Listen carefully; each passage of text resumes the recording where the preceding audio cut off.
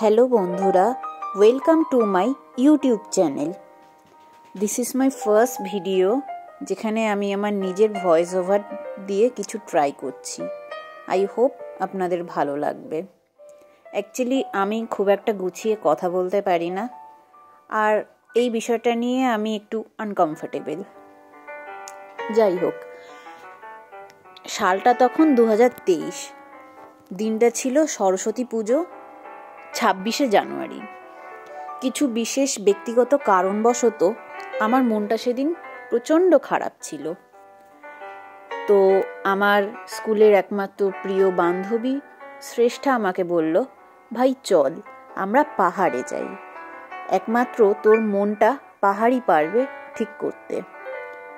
আর আমিও তখন প্রতিজ্ঞা করে নিলাম 2024 জানুয়ারি আমরা যাব পাহাড়ে। ঠিক যেমন ভাবনা তেমন কাজ। 17 জানুয়ারি 2024 রাত্রি 10টার দার্জিলিং মেল, গন্তব্য এনজিপি। সেখান থেকে ওই কোনো একটা পাহাড়। তখনও আমাদের ডেস্টিনেশন সান্দাকফু ডিসাইড হয়নি।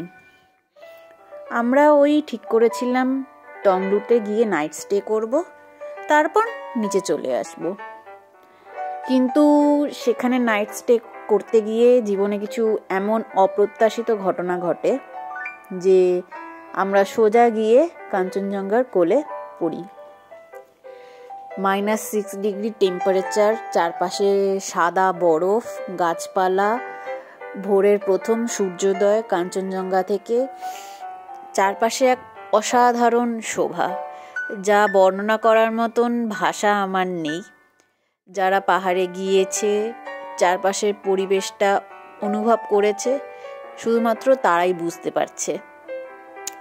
যাই হোক, আমি অনেক কথা বলে ফেললাম, ভিডিওটা অনেক লেন্দিও হয়ে যাচ্ছে।